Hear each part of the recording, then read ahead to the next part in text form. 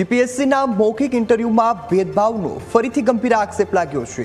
પૂર્વ ધારાસભ્ય હરિભાઈ ચૌધરી બાદ હવે ઠાકરસિંહ રબારીએ સાધ્યું છે નિશાન। જીપીએસસી ચેરમેન હસમુખ પટેલની પારદર્શક ભરતી પ્રક્રિયા સામે સવાલ ઉઠાવ્યા।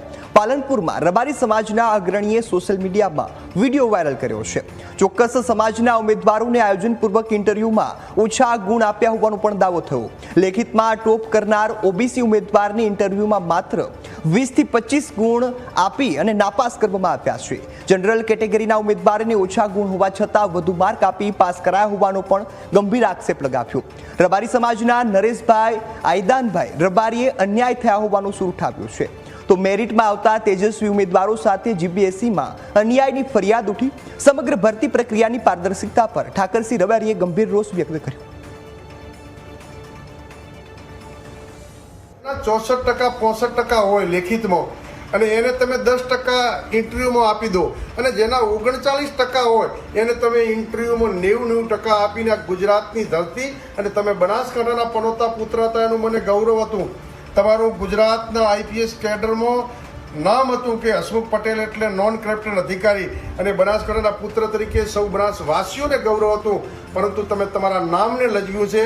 હું ગુજરાતના મુખ્યમંત્રી, ગૃહમંત્રી અને તમામ આજે દુઃખ લાગે કે સંરક્ષક ઓબીસીના પ્રણેતા ઓબીસી એસસી એસટી માટે ગુજરાતના મુખ્યમંત્રી તરીકે રાજીનામું આપી દીધું હતું માધવસિંહે, પરંતુ ઓબીસી એસસી એસટીને અન્યાય થવા દીધો નહોતો। આજે જ્યારે ઓબીસી એસસી એસટી સમાજો હોય કે ઈબીસીના તમામ સમાજ તમે જાતિવાદનું ઝેર ફેલાવીને આજે દીકરાઓ પોતાના ઉજ્જવળ ભવિષ્ય માટે જીપીએસસીની પરીક્ષા આપતા હોય અને તમે એને તમારા પાપના ઘડાઓ તમે અન્યાય કરો, તમે કરપ્શન નથી કરતા, તો તમે જેના 64-65% હોય એને તમે ઇન્ટરવ્યુમાં 10% 15% આપીને અન્યાય કરી રહ્યા છો।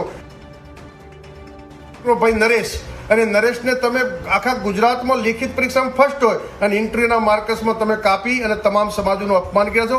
ગુજરાત સરકારને માનનીય મોદીજી તાત્કાલિક પગલાં લઈ અને આવા બંધારણીય હોદ્દા ઉપરથી હસમુખભાઈને હટાવે। એમનું નામ પણ હસમુખ નહીં કાળમુખ રાખવું જોઈએ। આવા અધિકારીએ જે ગુજરાતની ધરતી અને બનાસકાંઠાના પુત્ર થઈ અને તમે કલંકિત કર્યું છે, દુઃખદ બાબત છે। તાત્કાલિક બંધારણીય હોદ્દા ઉપરથી એમને હટાવવામાં નહીં આવે તો ગુજરાતની જનતા જ્યાં લડવું પડે ત્યાં લડીશું।